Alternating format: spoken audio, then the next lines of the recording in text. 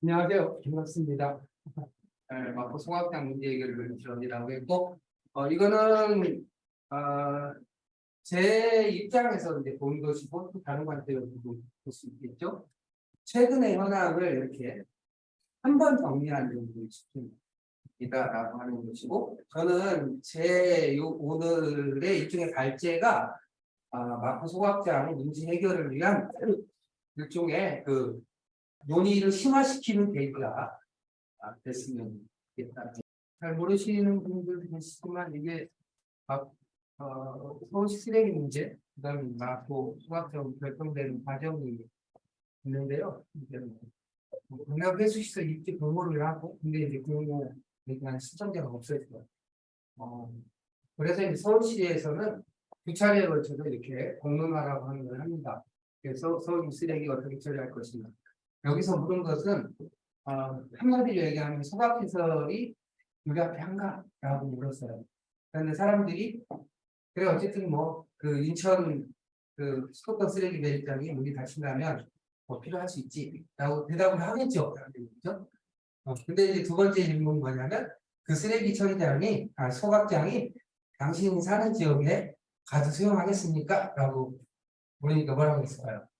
아니라고 했죠. 그러면은 두 번째 공론장에서는 논의 주제가 뭐야 될까요?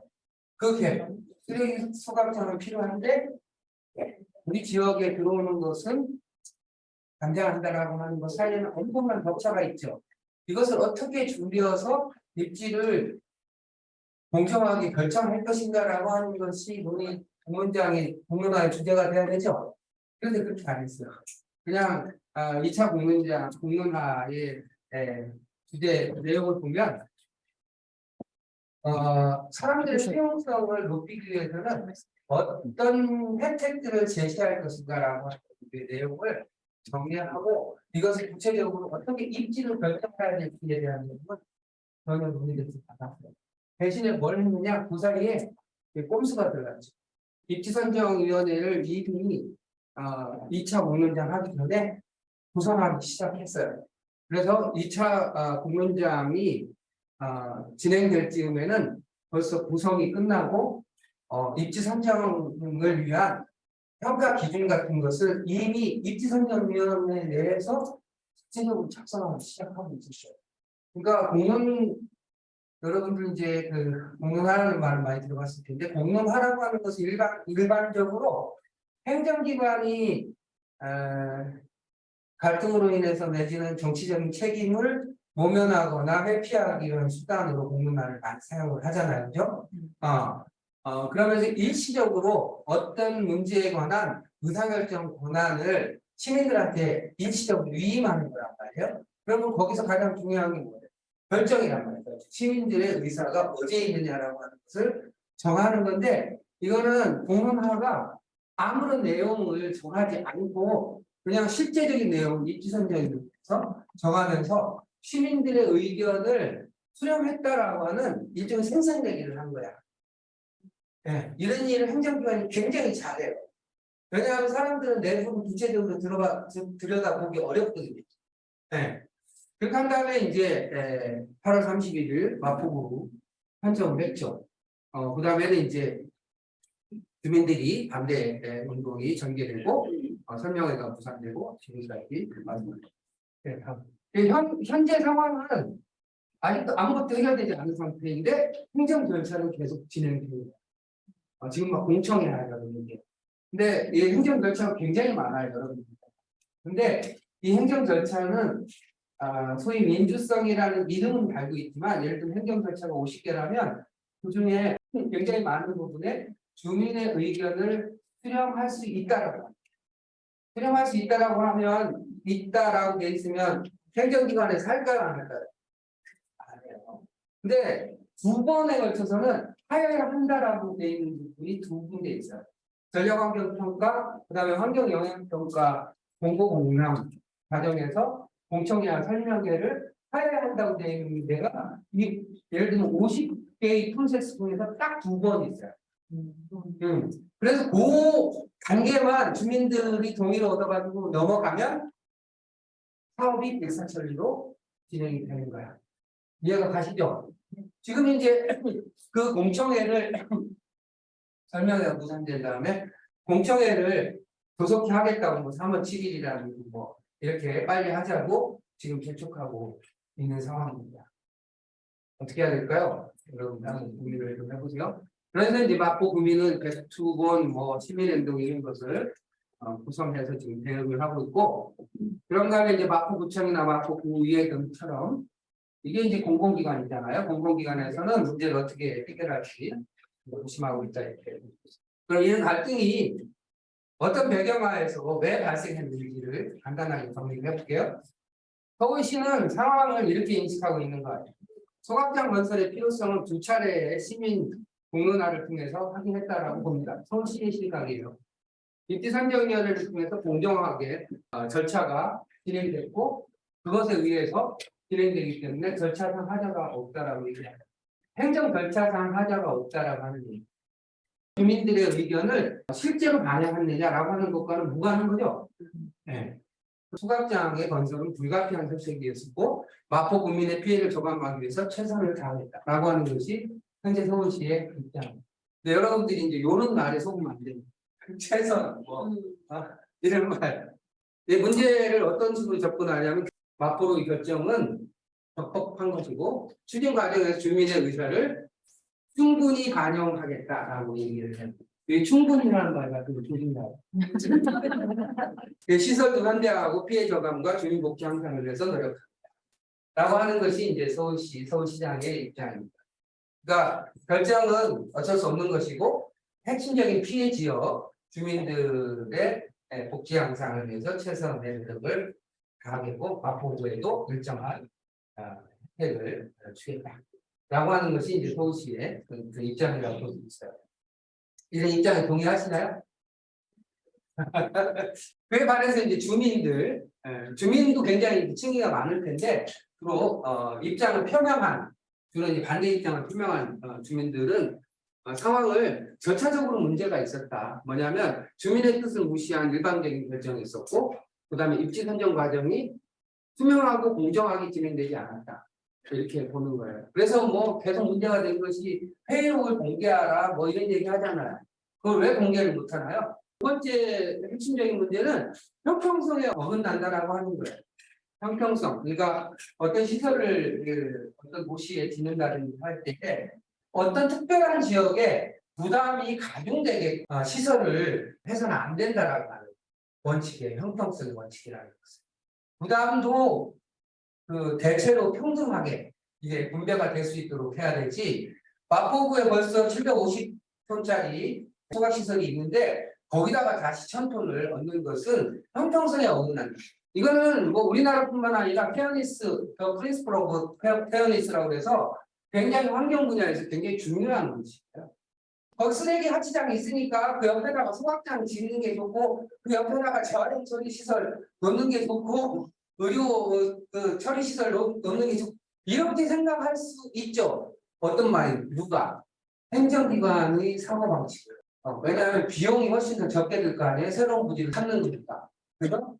근데 그 지역에 사는 주민의 입장에서는 가중으로 피해를 받게 됩니다. 저는 페어니스 원칙에 어긋난다고 볼 수가 있는 거죠. 이해 가시죠? 네. 이미 소각장이 있는 곳에 추가하는 것은 형평성에 맞지 않고 입지 선정 과정에 위법 가능성이 있다고. 입지선정위원회 구성이라든가 이런 부분에 법적으로 다툴 부분이 있다 이렇게 보는 겁니다. 해법은 마포구의 결정은 부당하고 백지화를 요구하고 있습니다. 근데 주민들은 서울시는 소각장 문제를 원점에서 재검토해야 된다라고 하는 것이 이분들이 주장하는 해법이라고 합니다. 마포구청이 이게 이제 절차상 미흡한 점이 있다고 얘기를 하고 주민의 의사를 존중하지 않았다고 말을 합니다. 특별한 해법을 지금 제시하고 있지는 못한 상태이고 소각장 이외에도 쓰레기 해법도 검토할 필요가 있다라고 하는 식으로 이 문제에 관해서 구체적인 해법을 제시하기보다는 주민들의 반대 입장이 이해가 간다라고 하는 정도의 태도를 취하고 있어요. 책임 있는 행동이라고 보여요? 네. 저는 대답 안 했습니다. 여러분들. 이 문제 해결을 위해서 어떤 노력들을 해야 할까요? 주민들은 이제 주민단체, 시민단체, 시민단체들이 몇 개의 지역, 마포구에 있는 시민단체들이 시민행동이라고 하는 모임을 만드는 모양이에요. 그리고 이제 주요 정당들이 이 문제에 관해서 어떻게 연대하고 영향력을 확대할 것이냐라고 하는 문제를 고민하고 있는 상황이라고 보이고요. 또 인허가권을 이게 서울시가 결정하지만 실제로 그 소각장이 지어져서 결정되고 지어지고 운영하는 이 일련의 과정에서는 마포구청의 의사결정이 결정적이라고 볼 수 있어요. 인허가권의 굉장히 많은 부분을 오히려 마포구청이 갖고 있어요. 마포구청은 그런 얘기 안 해요. 네, 모든 것은 다 서울시가 다 아주 극단적으로 얘기하면 서울시가 소각장으로 결정했다 하더라도 건설, 시설 운영, 사후 관리 이 모든 과정에서 훨씬 더 많은 권한은 구청이 갖고 있습니다. 따라서 이 서울시에 대해서 구청이 어떤 입장을 표명하느냐에 의해 가지고 상황은 굉장히 많이 달라졌습니다. 방역이나 국가가 결정을 했음에도 불구하고 기초지자체장이 반대를 하거나 유보를 요구함으로써 시설이 유치되지 않은 경우는 굉장히 많아요. 그런 점에서 보면 마포구청이 자기 역할을 지금 제대로 하고 있다 이렇게 보기가 어려운 측면이 있는 거죠. 근데 이제 이 주민들은 지금 현재 방법이 반대운동을 강화해서 서울시의 입장 변경을 금지하겠다는 생각들을 하고 있어요. 그리고 이제 변호사 등을 통해 가지고 행정소송을 통해 법적으로 대응한다고 하고 있어요. 그래서 운동보고 막 그러잖아. 근데 이거 나중에 얘기할 기회가 없어졌는데 법적 소송으로 가면 99.9% 지릅니다. 그리고 행정소송은 이렇게 제주해군기지 같은 경우에 어떤 일이 있냐면 환경영향 평가를 안 했어. 환경영향 평가를 제대로 안 하고 결정을 해버리면 이거는 무효가 돼야 되잖아요. 결정이. 그죠? 우리가 상식적으로 생각하고. 근데 행정소송은 어떻게 판결을 하냐면 결정은 유효하고 그 환경영향 평가를 보완해라. 그렇게. 결정이 변경되는 게 아니라 행정 절차상에 있어서 문제가 있으면 보완하는 것으로 대체를 결정. 사법기관이라고 하는 것도 행정기관이라고 하는 것도 결국 국가기관이잖아요. 국가기관은 국가사업에 대해서 이렇게 갖고 있는 자신의 기본적인 관점이 있습니다. 절대로 주민의 입장에서 판단하지 않습니다. 서울시는 절차상 하자가 없으므로 행정 절차를 진행하고 마포 구민, 구청, 주민과의 소통을 강화. 이거 뭐 사실은 하나마나 할 일이 있죠. 가장 많이 쓸 때 이 소통이라는 말 조심하세요. 피해 조각, 복지 혜택 강화 등을 통해서 주민을 설득하겠다라고 하는데 이 설득이라는 말은 굉장히 중요해요. 많은 경우에 이렇게 반대 주민들이 소각장이 만들어지든지 하면 소각장의 핵심적인 지역이 있는가 하면 주변 지역, 훨씬 더 멀리 떨어진 지역들이 있잖아요. 이 거리라든지 이 영향 정도에 따라서 입장의 차이가 있겠어요, 없겠어요? 굉장히 크죠. 그럴 때 실제로 열심히 싸움을 하고 관심을 갖는 사람들은 어떤 사람? 주변 지역에 있는 사람들이 아무래도 관심이 많죠. 그런데 이제 이 행정기관이 행정기관은요, 여러분들 공무원들이 와가지고 여러분들 앞에서 웃고 뭐 이렇게 듣는다고, 저 사람들이 내 얘기를 듣고 얘기를 반영하는구나라고 생각하면 되겠어요, 안 되겠어요? 행정기관은요, 어떻게 하면 사업을 정확하게 진행하는지, 또 상대를 무력화시키는지, 상대를 또 필요에 따라서 힘으로 제압하는지에 아주 능숙합니다. 그거를 굉장히 고도로 훈련을 하는 거죠. 공무원들을 여러분들은 우습게 보면 굉장히 강력한 경험과 자원과 물리적과 정보를 갖고 있고 또 이렇게 지원을 하는 맨파워가 있어요. 당장 변호사들뿐만 아니라 여러분 각종 전문가들이 여러분들처럼 저처럼 시민들한테 와가지고 이렇게 얘기하는 사람 봤어요? 별로 없어요. 근데 정부에서 부르면요, 그냥 뭐 맨발 이렇게 자기가 뭐가 올라가는 줄 아나 봐. 엄청. 사실 그렇게 아닌데. 비용당하는 건데, 양식을 팔기도 하고 하잖아요. 그런 가면 돈이 생기잖아. 다 행정기관에서 용역이라고 하는 걸 통해서 하니까. 소수화되는 것을 기다린다. 그리고 투쟁이 장기화되고 반대운동이 장기화되면 사람들이 지치죠. 그리고 또 역량이 적다 보니까 내부에서 이 문제를 어떻게 해결할지를 가지고 내부에서 치열한 논쟁이 일어나면서 내부에 틀이 생긴다고. 여러분들 여기 팩트에서 오신 분들 계시죠? 네. 제 말씀을 이렇게 귀감하게 되죠. 내부 이렇게 역량이 자꾸 소수화되면 될수록 오히려 내부 갈등이 커져요. 근데 그 내부 갈등이 커지는 거는 이게 너무나 한정된 자원을 가지고 조건을 가지고 무엇인가 하려고 하다 보니까 이 운신의 폭이 없어서 서로 의견 차이가 커지는 거예요. 그런 틈을 행정기관은 절대로 놓치지 않아요. 딱 그래서 갈라치기 하고 여러 가지 방법으로 대응을 하죠. 회의를 어떤 경우에는 회의를 하기도 하고 어떤 경우에는 벌금을 때리기도 하고 요새는 제일 많이 하는 것이 공무집행 방해 같은 것으로 벌금을 때려요. 막 300만 원, 500만 원 이렇게 때리면 이게 주민들로서는 굉장히 겁나죠. 이게 내 인생에 빨간 줄 올라가는 거 아니야? 이런 거부터 해가지고 그 돈은 어떻게 마련하지? 굉장히 공포스러워. 그러니까 행정기관이라는 것이 제일 처음에 여러분 만났을 때는 웃는 것 같지만 그 사람들이 갖고 있는 공부는 자기 사업을 관철시키기 위한 방법은 굉장히 다양하고 결국은 우리가 국가 권력은 근원적으로 폭력이다라는 얘기 들어봤죠? 못 들어봤어요? 국가라고 하는 것은 폭력을 공식적으로 사용할 수 있는 유일한 기구를 국가라고 얘기하고 행정 대집행 같은 거 하잖아요. 그럼 다 잡아가잖아. 다 사법 처리하잖아. 공공의 이익이라는 이유로 할 수 있단 말이에요. 그런 권력의 속성을 여러분들이 정확하게 아시다. 그냥 이렇게 막연하게 생각하면은 항상 당해. 많은 정치학자들, 사회학자들이 수없이 많은 나라들을 연구를 해봤어요. 그래서 어떤 나라가 잘 먹고 평화롭고 또 번영하는 나라이냐라고 하는 것을 연구를 해보니까 국가와 시민사회가 서로 상호 균형과 견제를 할 수 있을 때 가장 행복한 나라가 되더라. 국가 권력이 어마어마하게 크고 시민 권력은 굉장히 작은 경우에 시민들이 행복할까요? 그런 나라가 어떤 나라예요? 국가 권력이 어마어마하게 커. 근데 시민들은 아무런 권력이 없어, 권한이 없어. 그런 나라가 대표적으로 어떤 나라예요? 북한. 나치. 그죠? 전체주의. 전체주의라고. 전체주의.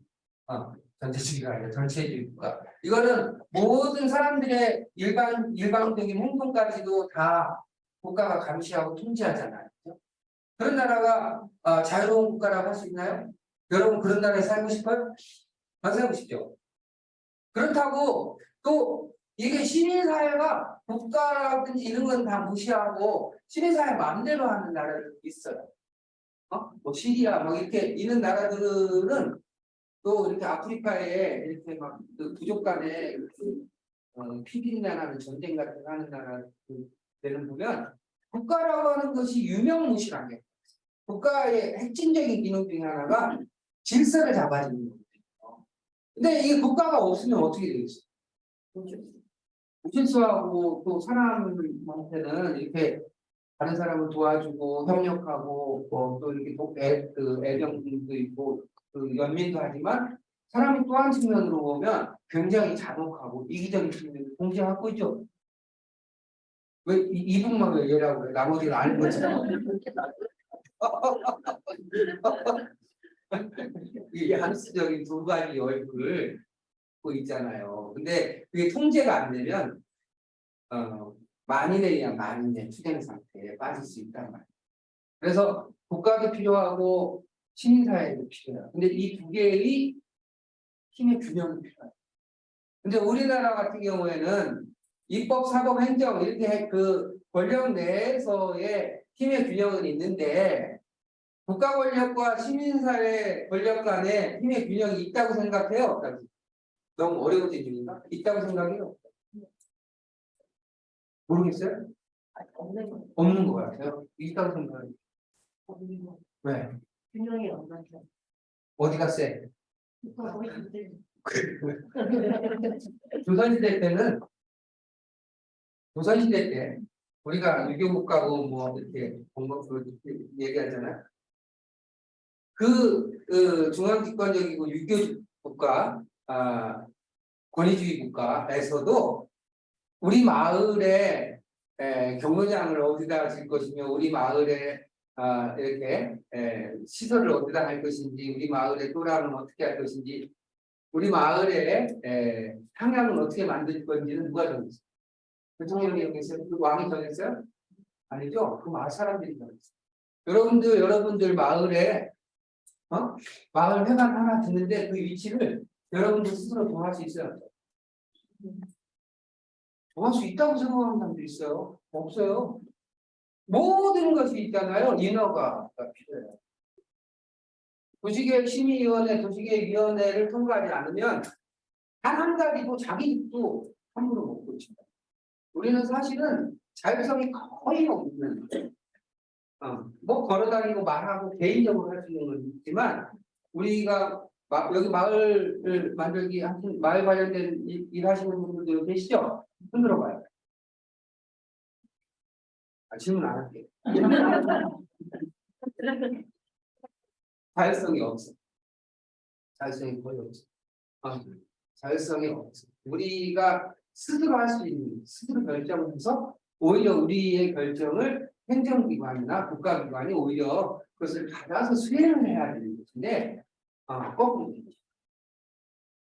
하여간 그런 측면에서 우리는 시민사회 자율성이 거의 없는 상태이고 이 마음과학적인 결정되는 과정이 그걸 여실히 보여줍니다. 이렇게 물어요. 서울시가 필요해가지고 서울시가 두 번에 걸쳐서 공론화해서 결정을 했으면 충분히 사람들의 의견을 수렴한 거지 뭐 또 마포 국민들한테 그걸 물어야 되냐라고 이게 말이 된다고 생각해요. 근데 아까 누가 무슨 뭐 집단 이기주의 님비 똑같은 님비보다 훨씬 더 한국 사회에서 강력한 것은 행정기관의 권위주의와 행정기관의 집단 이기주의. 그거는 그 사람들이 저항할 때 어떻게 반응할 것이냐를 고민할 뿐이지 저항하지 않으면 그냥 통과해요. 저절로 주민의 의견을 존중하는 것 같은 거 없습니다. 우리는 그래서 제도적으로는 민주화됐고 절차적으로는 민주화됐는데 실제로 삶의 구체적인 영역에서 우리들의 문제를 결정할 수 있는 권한은 아직 없어요. 그래서 생활 속의 민주주의는 아직 정착이 안 된 거예요. 근데 그거는요, 누가 만들어줄까? 그거 역시도 저희 정부한테 요구할 거예요. 여러분, 지난 정부에서 청와대 민원 게시판 있었죠? 청원 게시판. 막 수백 수천 건 올라와. 수만.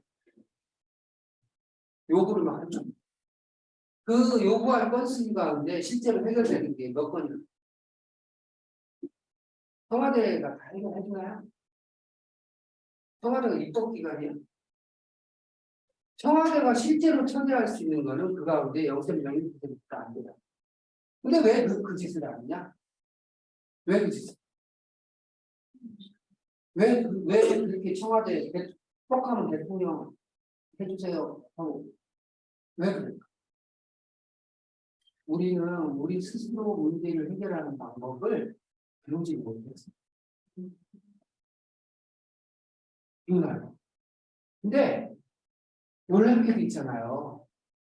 서양의 민주주의 국가를 하는 거는 자신들의 삶의 문제를 해결하고 논의하고 토론하고 하면서 우리 삶의 문제를 제대로 해결하기 위해서는 어떤 법과 제도가 필요한지를 고민하고 룰도 정하고 그것이 모아져서 헌법이 만들어지고 그 헌법에 의해서 국가가 만들어지고 그 국가에 의해서 행정이 민주국가라고 하죠.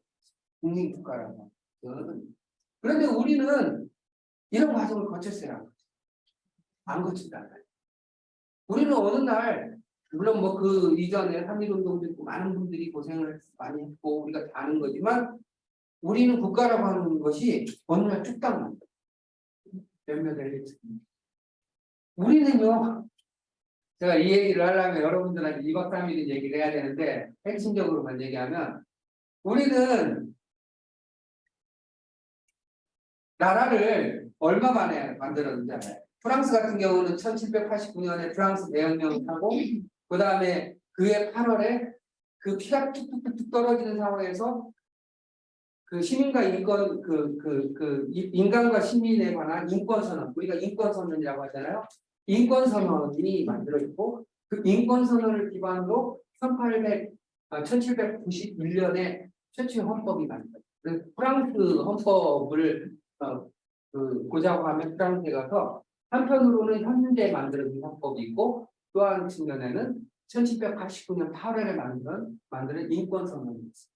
그래서 우리에게 말할 수 있는 권리를 달라. 그 다음에 우리의 재산을 함부로 손대지 마라. 재판에 의하지 않고 우리를 죽이지 마라.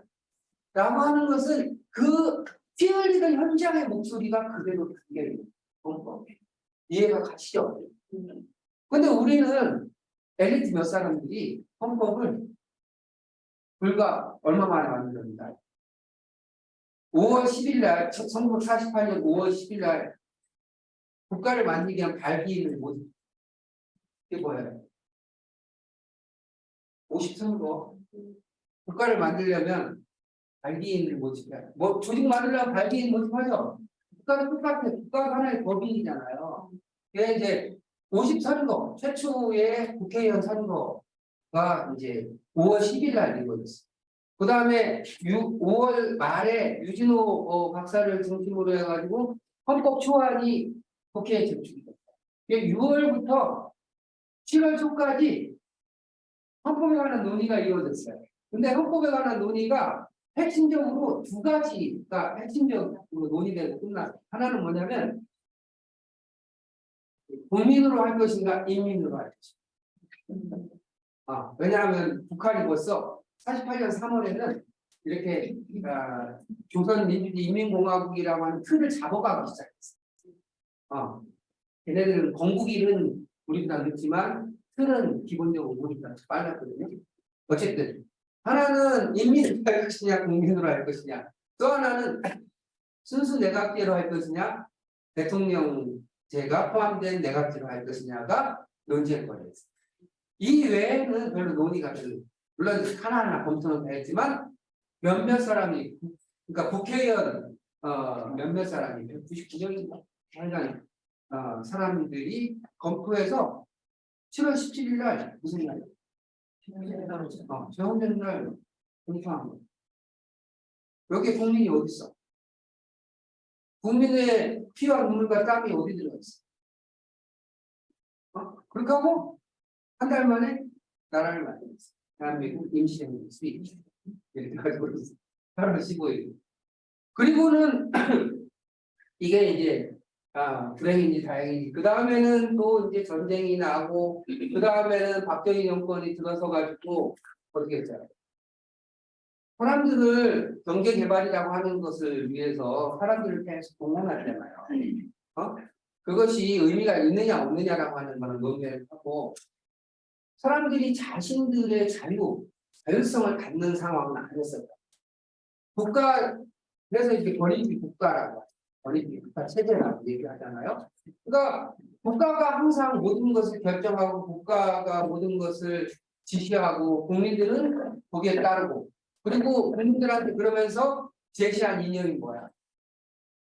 여러분 국민교권자는 다 알죠? 여기 잘 모르는 사람도 많으니까 그 다음에 뭐 많아. 뭐 일요일 날, 월요일 날 아침에 가면 조회하고 조회가 뭔지도 모르는 사람도 있어요. 저는 학생들이 이 마당에 그래가지고 국기에 대한 정리하고 목숨을 다할 때까지 잘 모르겠어요. 다행이다. 진짜 다행이다.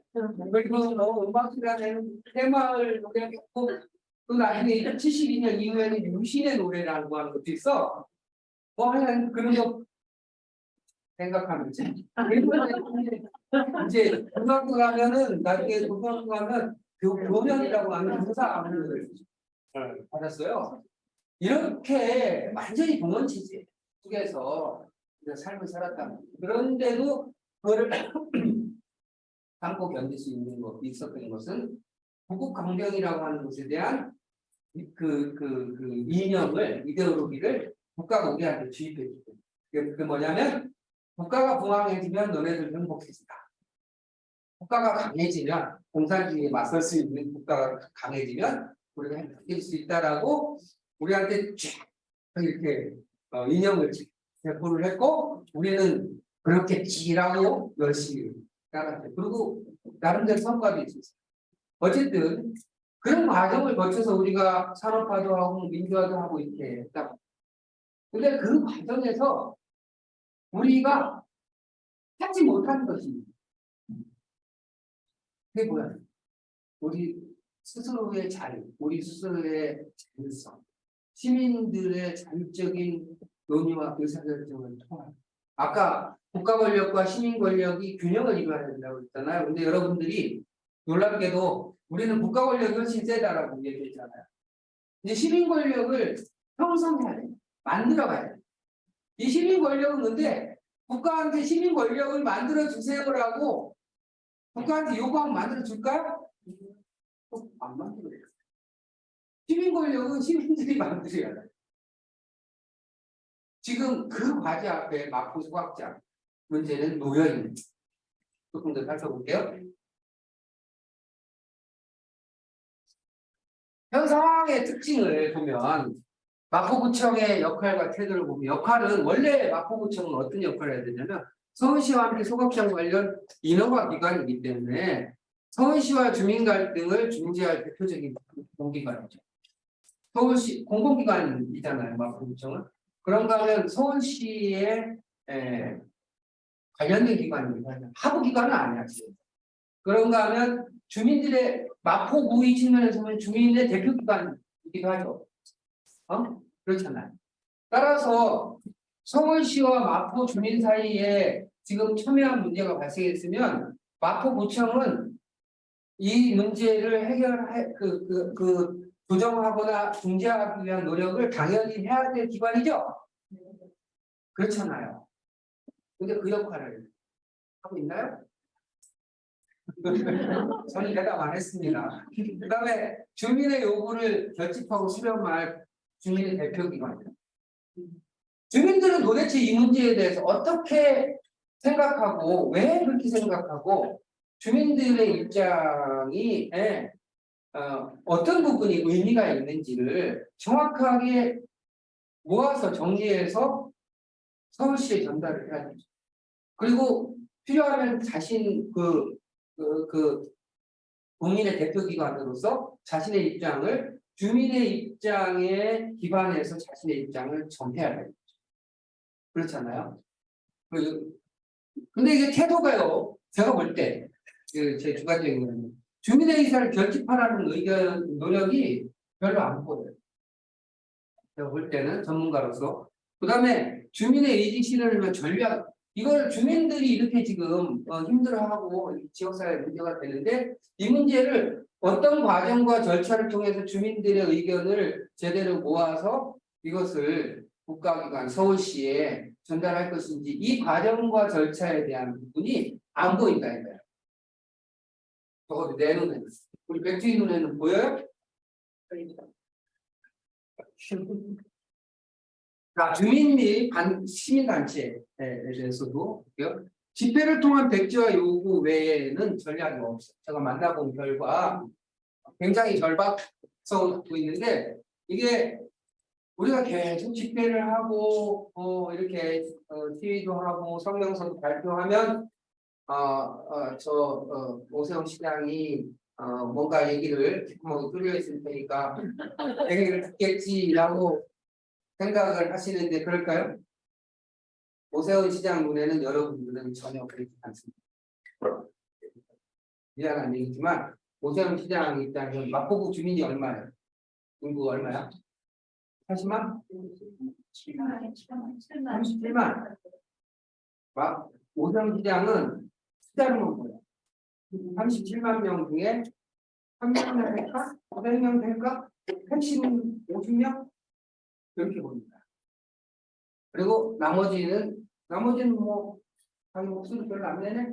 그러면 충분히 누구 같은 조건이라고 판단을 할 가능성이 높습니다. 여러분들은 반대운동을 주도하는 사람들은 자신의 모든 것을 바쳐서 노력하지만 서울시장 입장에서는 그 노력은 보이지 않는 굉장히 기분 나쁘지만 사실입니다. 현황과 관련해서는 또 시민단체가 있는데 시민단체가 어떤 역할을 이 상황에서 시민단체하고 주민들하고 차이는 뭐예요? 주민들은 실제로 이익이 되든 손해가 되든 자신의 이해관계가 걸려있는 사람들이죠. 이걸 스테이크홀더스라고. 스테이크홀더스가 뭐냐면 이렇게 목줄 걸린 사람들이라는 목줄. 옛날에 그 고등학생들 보면 남자들 이렇게 거기 호프 차고 다니는 거 기억나시죠? 아니 너무 오래된 얘기를 저기 그 로만 칼라 이렇게 그 카톨릭 친구들 목줄 하나님한테 목줄 잡혔다는. 근데 이 주민들은 스테이크홀더스란 말이에요. 이해관계가 걸려있는. 근데 시민단체는 거기서부터 조금 벗어나 있는 사람들이라고 볼 수 있죠. 왜냐하면 여기 뭐 그 자연의 것을 비롯해서 자기들이 추구하는 가치를 중심으로 활동을 한다. 이해를 중심으로 활동을 하는 게 아니고. 따라서 시민단체들이 같이 모이면 이 상황을 비교적 전반적으로 공정하게 볼 수 있는 가능성이 생길 수 있죠. 여기까지 이해가 되시죠? 네. 그러면 이 시민단체들이 해야 될 중요한 역할은 무엇일까요? 이 과정에서 주민들의 의견을 어떻게 민주적으로 심도 있게 논의 공간을 제공할 것인가라고 하는 부분에 관해서 대안을 제시합니다. 시민단체들이 모여서 이 문제, 소각장 문제에 관해서 시민단체 연명으로 성명서 쓰고 하는 것은 별로 의미가 없어요. 시민단체들이 여태까지 한 거 보면 여기 얘기하는 건 아니에요. 여기 아이는 보통 굉장히 훌륭하다. 지지성명하는 것은 끝내. 근데 지지성명은 대야에다가 물 한 방울 떨어뜨리는 거 이상. 그 시민단체 몇 명 안 된다는 걸 다 알잖아. 그리고 시민 없는 시민단체라는 걸 다 알잖아. 우리만 아는 게 아니야.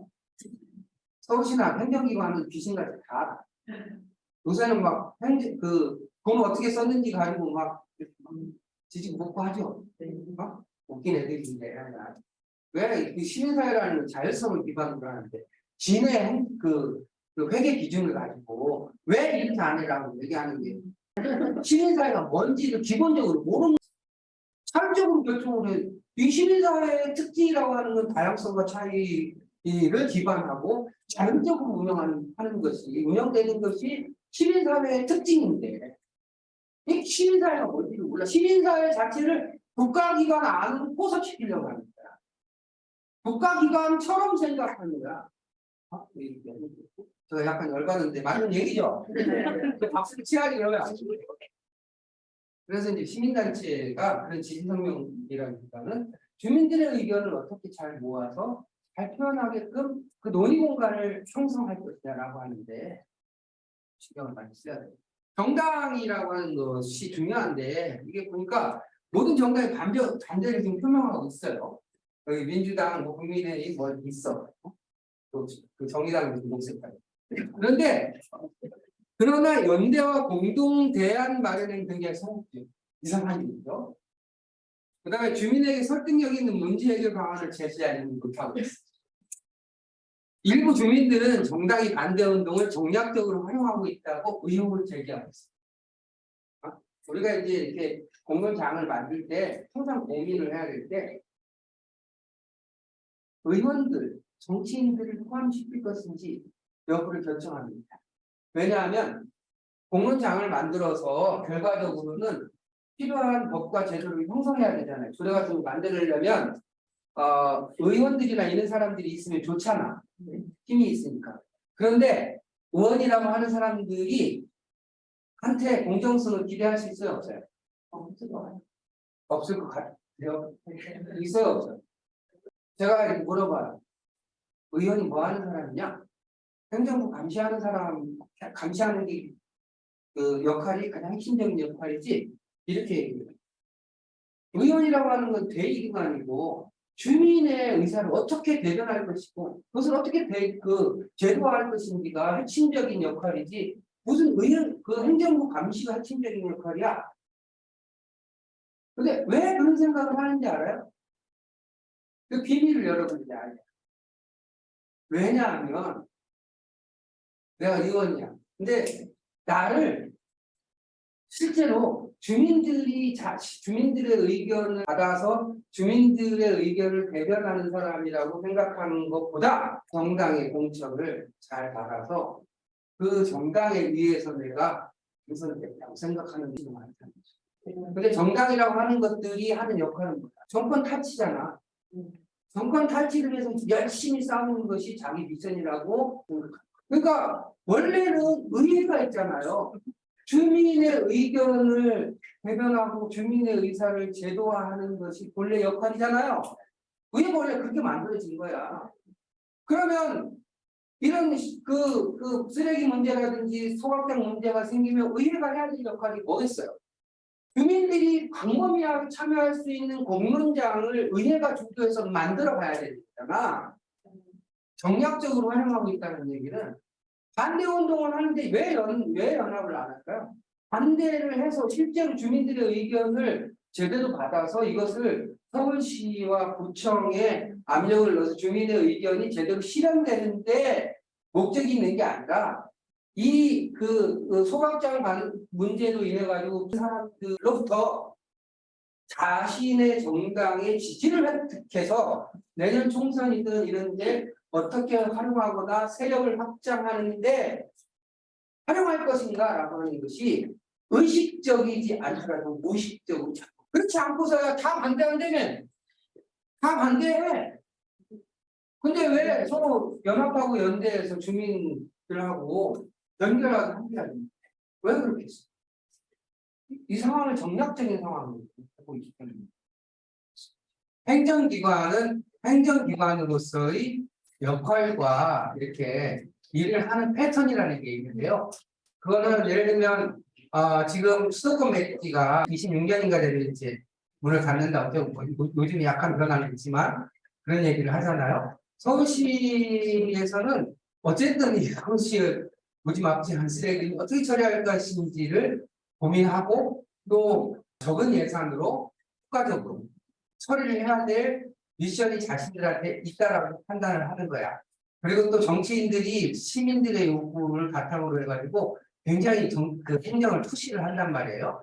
그렇게 하나요? 그렇게 해야지 그 문제 해결하지 못하고 넘어가면 쟤네들 떨어지고 하니까 정치적으로 영향을 받으니까 행정기관은 나름대로 자신들의 공적 과제를 해결하기 위해서 노력을 하는 방식이야. 근데 행정기관은 언제든지 효율성과 효과성, 비용이든 시간이든 항상 그것을 가장 중시 여겨요. 그런데 우리는요, 그런 행정기관에 흉내를 낼 필요가 하나도 없어. 우리 삶은 그렇게 효율성과 효과성으로 만들어지지 않아요. 우리는 사람들 간의 관계가 훨씬 더 중요하고 깨끗하고 쾌적한 환경에서 안전하게 자기 실현을 하면서 행복하게 살고 싶은 것이 우리 시민들, 주민들의 삶의 자세라는 거예요. 그래요? 그렇잖아요. 그거는 그러니까 행정기관이 일을 처리하는 방식과 주민들이 삶을 살아가는 방식 간에는 분명히 차이가 있는 거야. 그러면 국가기관이 일을 할 때 이런 주민 삶의 방식, 주민의 행보에 대해서 고민을 하고 고려를 해야 돼요? 하지 말아야 돼요? 당연히 해야 돼요. 그걸 못할 때는 어떻게 해야 돼요? 우리는 너네들처럼 생각하지 않는다. 우리는 이 사안을 이렇게 생각하고 이렇게 해결돼야 된다고 생각한다라고 주장을 할 수 있어야 돼요. 근데 그거를 주장을 한 사람이 똑똑한 한 사람이 나서가지고 주장을 한다라고 주장을 한다고 행정에서 무서워하냐면 전혀 무서워하지 않아요. 모든 것을 다 통계로 숫자로 다 이렇게 행정이라고 합니다. 아까 말씀드린 것처럼 여기 백지가 열심히 활동하지만 1%도 안 돼? 라고 생각하는 거예요. 그런데 만약에 행정기관에 만약에 주민들이 공론장을 광범위하게 만들어서 심도 깊은 논의를 통해서 우리의 뜻과 의지와 내용은 이것이다. 이것은 우리가 충분히 논의를 해서 결정한 내용이다. 마포 주민들의 의견이다라고 하면 그걸 무시할 수 있겠어요? 행정기관이 국가기관이 가장 있어. 자, 그것과 관련해서 얘기를 더 심각시킬게요. 이 서울시는 이제 아까 말씀드린 것처럼 반대운동을 고립시키는 거야. 그리고 행정절차를 진행하는 것이고 또 타 지자체와 서울 시민의 동의를 강화하는. 그러니까 마포로 결정이 되면 다른 지역에서 부담이 그만큼 줄어들죠. 그 공개적으로 지지 표명 같은 건 안 하지만 서울시의 지지 표명은 안 하지만 상당한 정도 공조하는 분위기를 형성하는 걸 또 강화하는 거지. 또 마포가 또 그렇게 안 하려고 할 때 제압하는 힘으로 사용을 합니다. 자, 지금 반대 운동을 굉장히 여러 달 동안 힘겹게 하고 있는데 여기부터는 현실에 말할게요.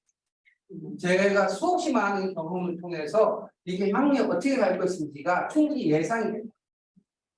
예상이 되는데 글로 가면은 수렁창이고 떨어지고 이렇다면 예상이 되면 글로 가면 안 되겠죠. 살 수 있는 길로 가야 돼. 그리고 그 살 수 있는 길 중에서는 주민만 사는 것이 아니라 많은 사람이 같이 살 수 있는 길이면 그것이 훨씬 더 좋은 길. 그렇잖아요. 자, 두 가지 대체로 예상되는 길이 있어요. 하나는 농성 투쟁을 계속하는 거지. 그렇게 되면 참여하는 사람들이 다 일상생활하는 사람입니다. 돈도 내고 시간도 내고 또 신경도 쓰고 스트레스도 받고 주민 부담이 가중됩니다. 피로감이 증가하게 돼 있어요. 그리고 이거를 계속 행정기관은 여기에서 계속 지켜보고 있을 때 놀랍게 정확하게 무슨 스파이를 보내서가 아니고 너무나 경험이 많아. 뭐가 텄어. 또 그런 사람을 그 담당으로 겉으로는 굉장히 잘 있고 상냥하지만 이런 데 도 같은 사람을 갖다 놔. 그리고 조금 딸리면 전문가들이 옆에서 열심히 코멘트를 해줘. 그러면서 이제 소수가 정의화되는 거야. 소수가 정의화되면서 상황 변화가 일어나서 이것이 확장되는 경우도 있어요. 전혀 없는 건 아니어서. 너무 절박하게 싸움을 하면서 영향력이 확대되는 경우도 있지만 그렇지 않은 경우가 훨씬 더 많아. 왜냐하면 이 상황을 지켜보면서 계속 이걸 무력화시키기 위해서 노력을 한단 말이에요. 그러면서 서울시의 고립화 전략과 회유가 본격적으로 들어와요. 물론 서울시가 직접 하지는 않아. 용역회사가 이거 다 있죠? 사업단체들이 있죠? 그런 곳에서는 서울시보다 훨씬 더 구체적이고 냉혹하고 잔인한 방법을 사용하기도 합니다.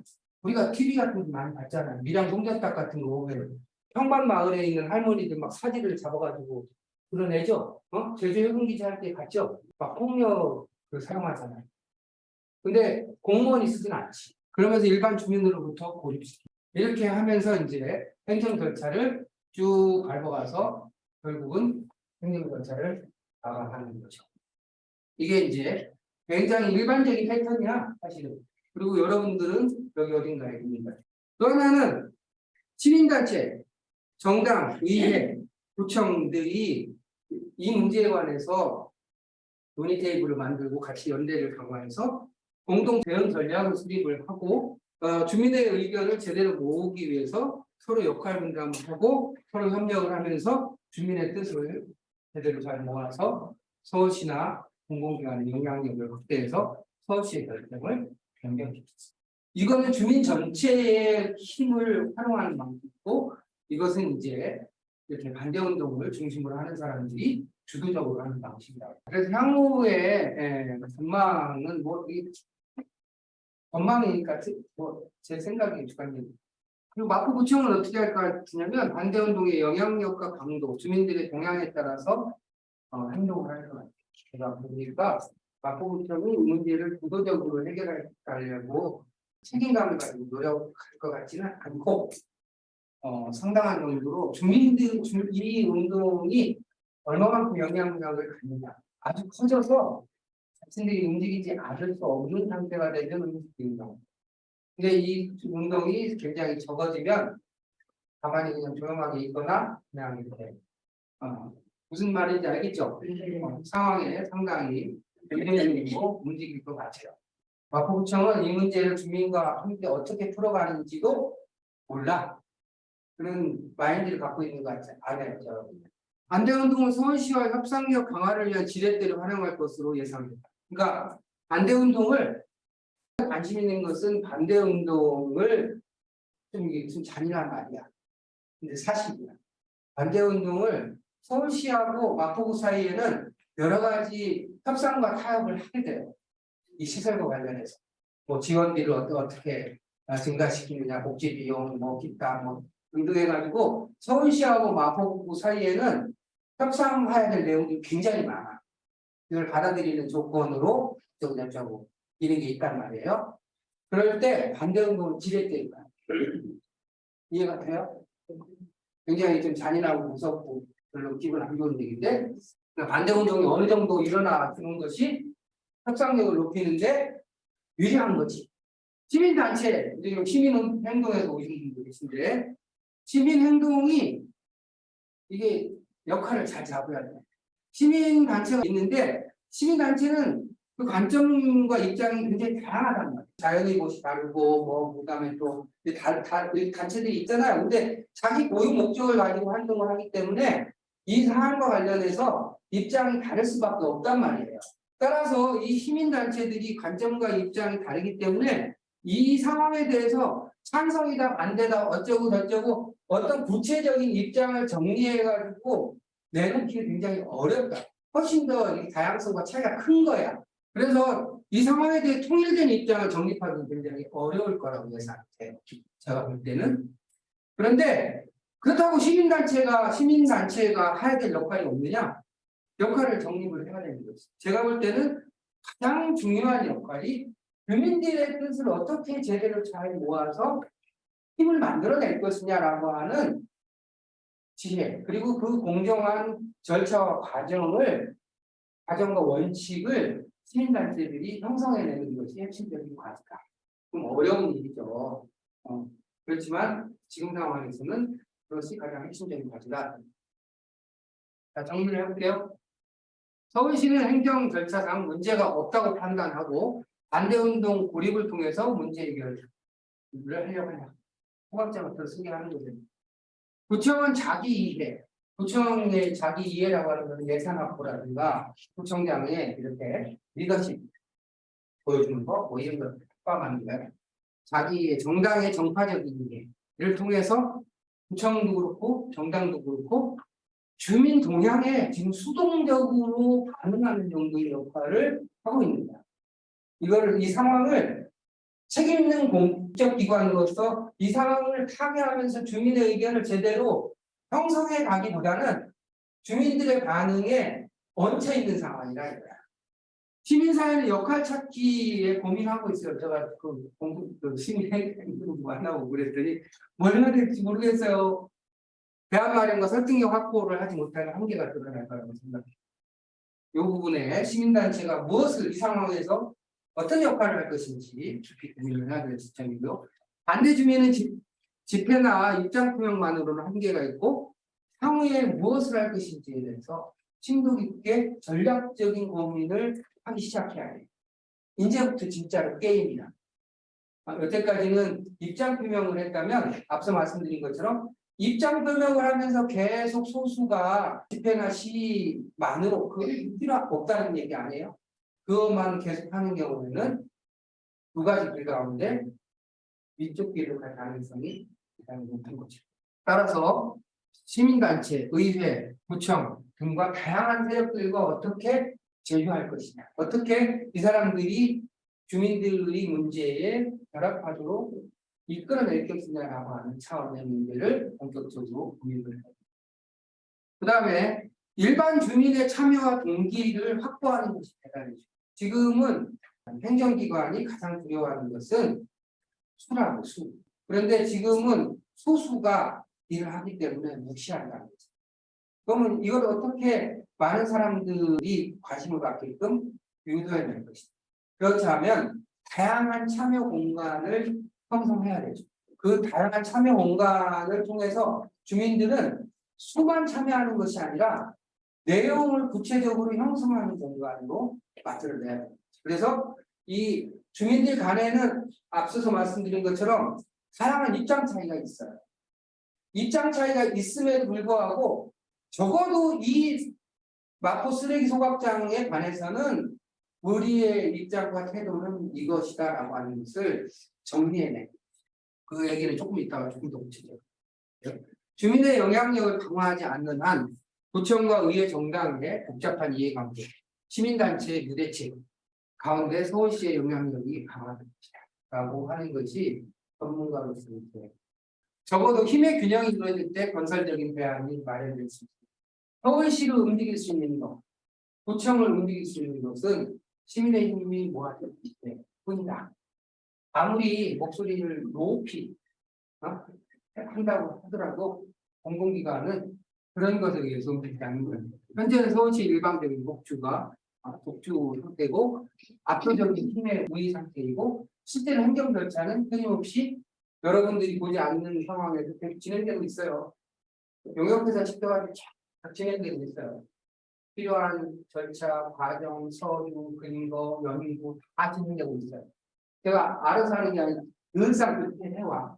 그래서 아까 말씀드린 공청회 설명회, 공고 공람 몇 개의 절차만 탁 지나면 그냥 결정입니다. 반대 운동이 전체 주민의 뜻이 아니고 소수라고 판단할 가능성이 있고 서울시의 태도 변화와 새로운 대안은 주민의 힘의 결집점을 위해 어떻게 힘을 모으게 여기부터 이제 중요하죠.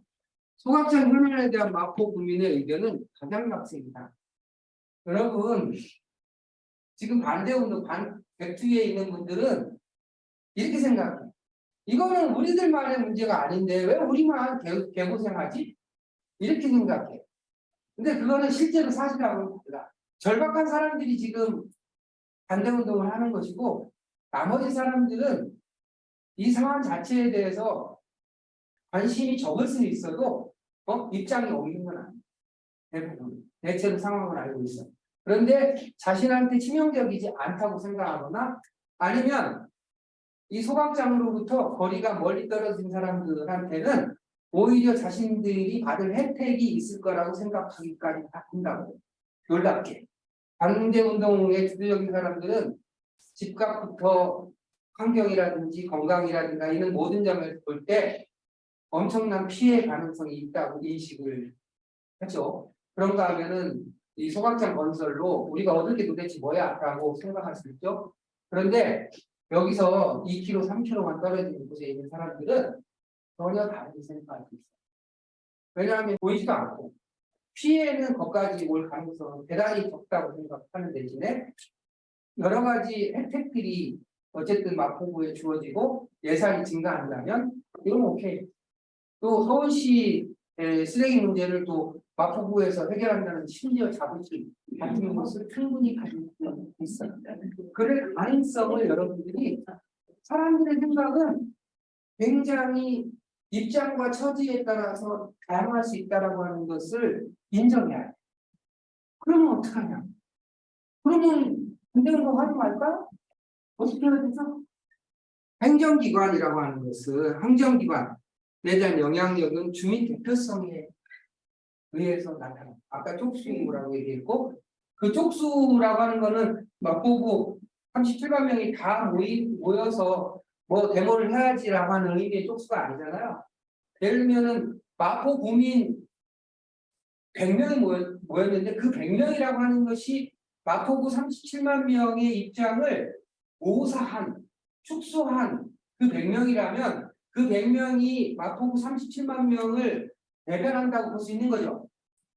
그 가운데는 핵심적으로 피해를 보고 지금 백주의에 적극적으로 참여하는 사람도 있고, 그런가 하면은 소각장이 들어서는 거에 대해 잘 모르거나 아니면은 옹호하는 태도를 갖는 사람도 있을 수 있고, 또 많은 사람들은 마포구의 복지의 측면에서 보면 들어오는 게 좋을 것 같아요. 또 아이들 키우는 입장에서 또 아이들에게 미칠 영향에 대해서 생각하면 별로 안 좋고, 이렇게 입장이 왔다리 갔다리 헷갈리는 사람도 되게 많아요. 항상 그때 생각이라고 하는 것이 자신들이 있는 그 위치와 처지에 따라서 다르다. 그러면은 사람들의 뜻과 의지를 어떻게 결합할 수 있어요? 그 다양한 사람들의 의견을 수기를 통해서 뭐 하냐. 그래서 사람들한테 비록 내가 이 시설로 인해 가지고 혜택을 본다 하더라도 피해를 보는 사람에 대해서는 분명히 무엇인가 대책이 필요하다라고 하는 것을 인정할 수 있는 상태예요. 제가 그림을 하나 보여줄게요. 이해를 드릴게요. 보세요. 이게 이제 제가 이제 교육할 때 쓰는 건데, 이 소각장을 하래야 이게 이제 여기다가 소각장을 치려고 해요. 그러면 이게 물에 파문이 있듯이 조용하던 호수에 복잡한 이해관계 구조가 생겨요. 그래서 이 비지역은 어때요? 되게 찬성하겠어요? 반대하겠어요? 반대하죠. 그죠? 왜? 생기는 건 별로 없는데 피해 가능성은 높아. 그죠? 이 지지역은 아주 외곽으로 가요. 이 사람들은 실제로 찬성할 가능성이 높아요. 이건 내가 20년 동안의 경험을 통해 확인한 거야. 그걸 모식화시킨 거야. 그런데 보세요. 여기다 소각장을 만든다고 할 때 B, C, D 지역에 따라 입장 차이가 나고, 또 바깥에 있는 시민단체 입장. 이 A, B, C, D에 따라서 다 입장 차이가 나요. 여기 이제 A는 땅을 수용하는 경우에 그 수용하는 지역의 주민들의 입장인데, 여기는 이제 수용하는 건 아니니까. 그래서 B 지역 같은 경우에는 안 되고, D 지역 같은 경우에는 찬성 가능성이 높고, C 지역 같은 경우에는 입장이 갈려. 어떤 입장이 갈리냐면 소각장 건설로 인해 가지고 생길 수 있는 혜택을 중요시 여기냐, 아니면은 소각장 건설로 인해 가지고 발생할 여러 가지 환경이라든지 건강이라든지 위해 가능성을 더 중시하느냐라고 하는 것에 따라서 복잡하게 입장이 갈린단 말이에요. 그런가 하면 시민단체는 대체로 원론적으로 소각장 정책에 대해서 부정적이야. 왜냐하면 재활용이나 재사용 등이 훨씬 더 중요하다고 생각하기 때문에 소각 정책 자체가 한계가 있는 정책이라고 생각해요. 그렇죠? 보세요, 여러분. 예를 들면 B도 반대하고 E도 반대하지만 B가 반대하는 것과 E가 반대하는 것이 이유가 같아요, 달라요. 그 다음에 이 땅이 수용되는 지역이 A라면 이 A가 찬성하거든요. 땅값 보상해 주니까. 이 A하고 D가 같이 찬성하지만 A하고 D가 찬성하는 이유가 달라. 여기는 집값에 관심이 있고, 여기는 소각장 건설로 인해서 발생하는 편익에 관심. 이해가 가죠? 그러면 이런 경우에 문제를 어떻게 해결해야 돼? 문제 해결의 대원칙은 이거야. 보세요. 여기 이쪽으로 그 소각장 쪽에 가까워질수록 피해받을 가능성이 더 커져. 비용선이라고. 그런가 하면 이 D 지역으로 갈수록 편익선이 더 커진다. 이해가 가시죠? 그럼 이 문제를 해결하려면 내부적인 문제라고만 지금 여러분들이 이해를 돕기 위해서 부각해서 설명을 하는 거야. 이 공정분해에서 내부적으로 해결한다면 어떻게 해결하면 될까요? 소각장 안 짓면 되지 라고 하는 것이 하나가 있을 수 있죠. 그 다음에 소각장을 짓는다고 하면 공약을 해가지고 이 사람 당선이 됐어. 그래가지고 짓기로 했어. 그러면은 여기서 발생하는 초과 편익을 이쪽으로 옮겨줘야 되는 거야. 그래서 이렇게 비용과 편익을 맞춰줘야 된다. 균형을 맞춰줘야 된다. 제가 이 얘기를 하는 유일한 이유는 뭐냐면, 여러분들도 소각장을 수용하고 이렇게 하라고 하는 게 아니고, 왜 우리가 논의를 할 때 반대하는 사람만이 아니고 중간 지역에 있는 사람, 또 찬성하는 사람까지도 같이 포함해서 논의를 해야 되는지에 대한 이유를 얘기하는 거예요. 아시겠어요? 합의라고 하는 것은 똑같은 사람들끼리만 합의하는 것은 합의라고 하지 않아. 합의라고 하는 원래 영어의 뜻이 컨센서스 빌딩. together 센서스는 센스라는 뜻이에요. 그래서 공감이라는 뜻이에요. 함께 느낀다라고 합니다. 자기의 이해는 달라도 백두번에 있는 핵심적인 지역에 있는 사람들이 이렇게 피해를 받을 가능성이 있구나라고 하는 것을 인식할 때하고 인식하지 않을 때하고는 엄청나게 다릅니다. 또 바깥에 있는 사람들이 이 지역에 있는 사람들이 너네들이 혜택을 보더라도 그 혜택은 우리의 엄청난 피해의 대가라고 하는 것을 인식하는 경우하고 인식하지 않는 경우하고 가치 판단이 달라진다. 이해가 가요? 왜 같이 해야 되는지 이해가 가죠. 그래서 이제 함께 힘을 합쳐서 공론장을 만들어 가야 되는데 여러분 공론하라는 말 많이 들어봤죠?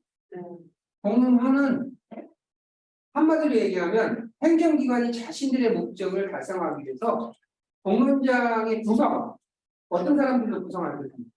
또 공론장에 논의할 의제, 또 공론장의 절차 등에 관해서 행정기관이 그리고 또 그것을 진행을 요격해서 합니다. 요격시킨다. 이렇게 되면 주민이 실제로 필요한 사람들로 제대로 구성이 되나요? 그렇게 안 돼요. 또 주민이 정말로 절박한 주제를 논의하나요?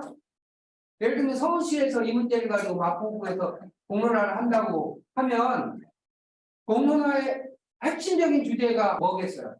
마포구 수거장 결정이 정당한 것인가? 라고 하는 것에 관한 논의를 주민들은 당연히 요구하겠죠. 서울시가 의제를 그걸 삼을까요? 서울시는 삼지 않아요.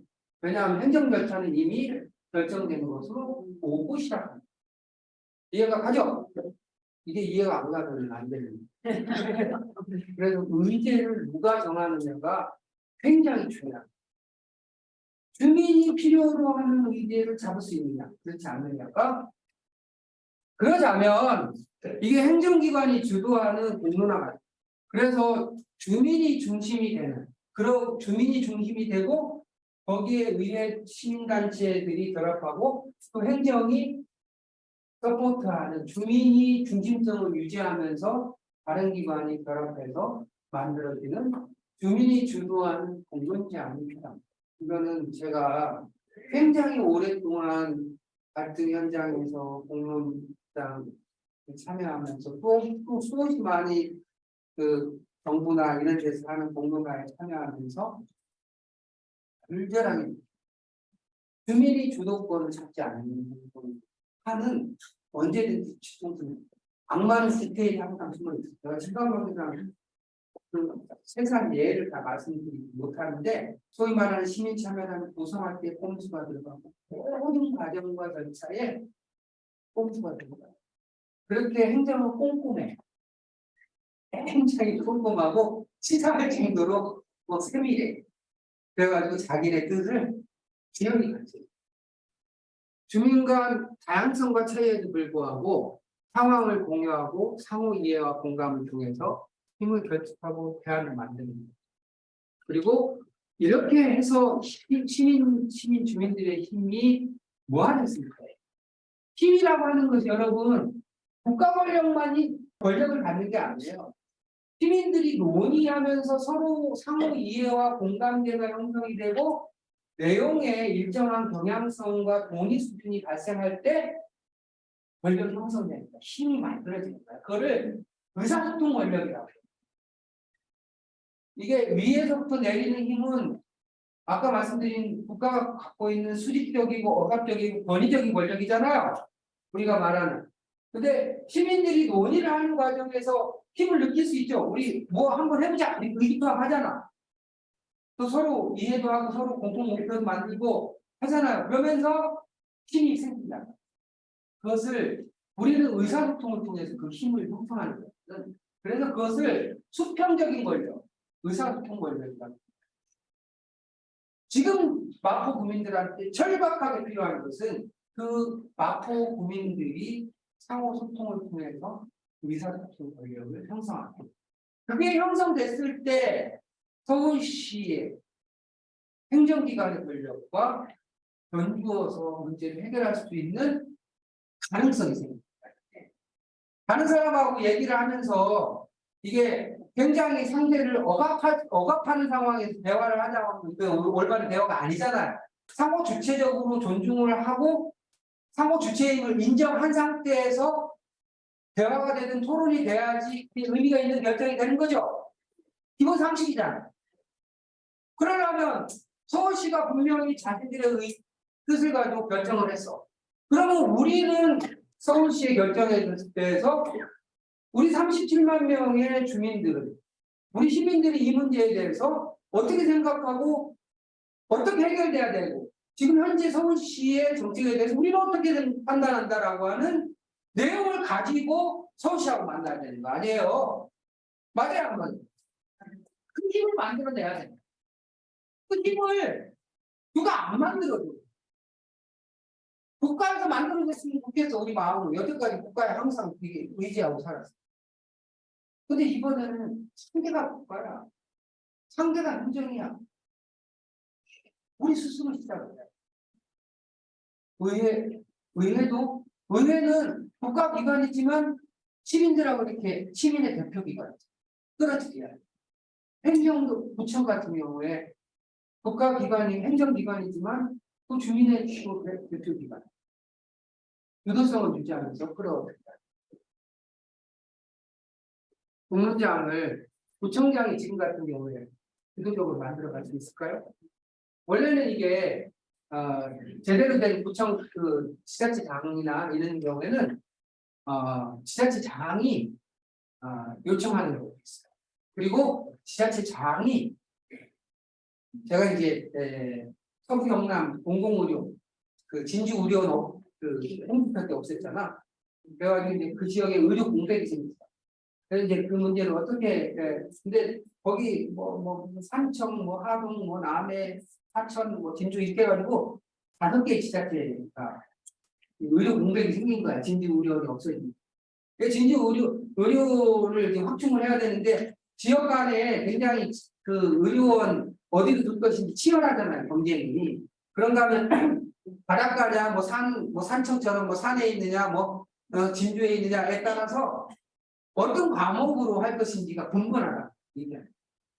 당시에 그 지자체장이 네가 우리나라의 최고의 공론 전문가라고 하는데 이 문제를 좀 해결해 달라고 그러죠.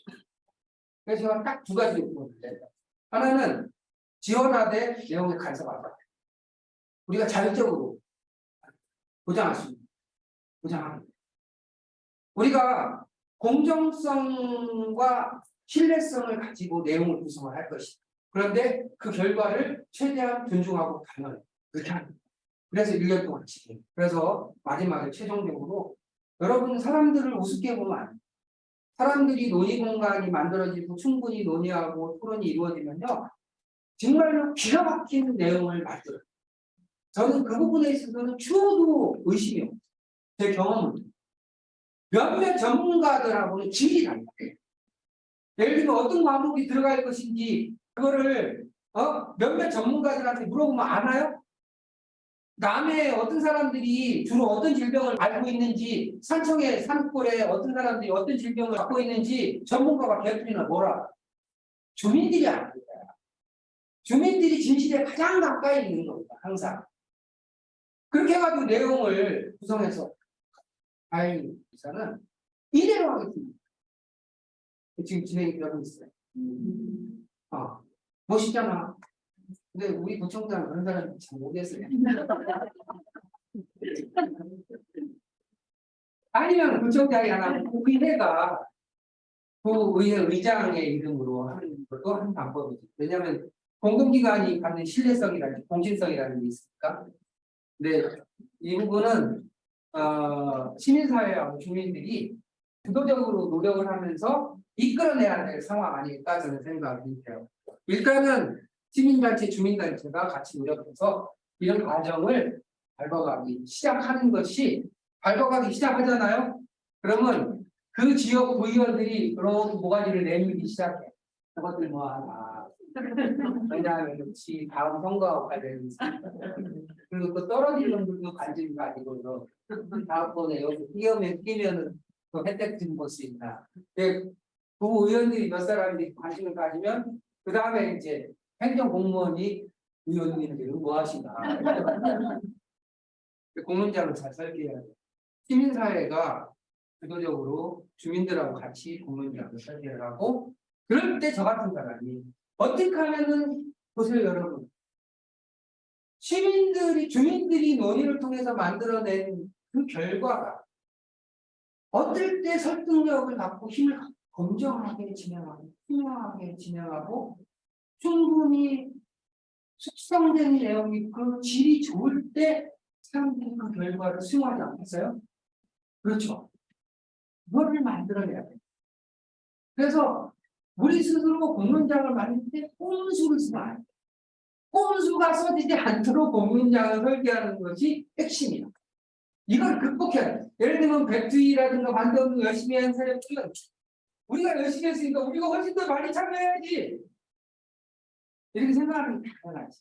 그런데 전체의 대표성을 잘 확보할 수 있도록 공정한 기준 근거에 의해서 구성하고 논의 의제도 그렇게. 그래서 누가 봐도 이 과정과 절차는 참 멋있고 행정기관이 하는 것보다 훨씬 더 좋다. 그리고 바람직하게 진행됐다라고 하는 신뢰를 가질 수 있도록 들어가야 돼요. 그거 못할 것 같아요. 우리. 제가 시간 관계상 이 수없이 많은 사례를 말씀 못 아시고. 제가 생각할 때는 이 마포 같은 경우에는 제가 지역에 다니면서 이틀 동안 교육을 하고 폭탄을 막 지역에 막 지금 던지고 있는 거예요. 자발적으로 공론장 만들고 쭉 전체적으로 사례도 하고 그 다음에 또 연습을 해봐야 되잖아요. 연습. 우리 마포구 지금 공론장을 한다고 근데 실제로 이렇게 여러분들 지금 한 30명 모였는데 이 사람들을 가지고 미리 연습을 해볼 수 있잖아.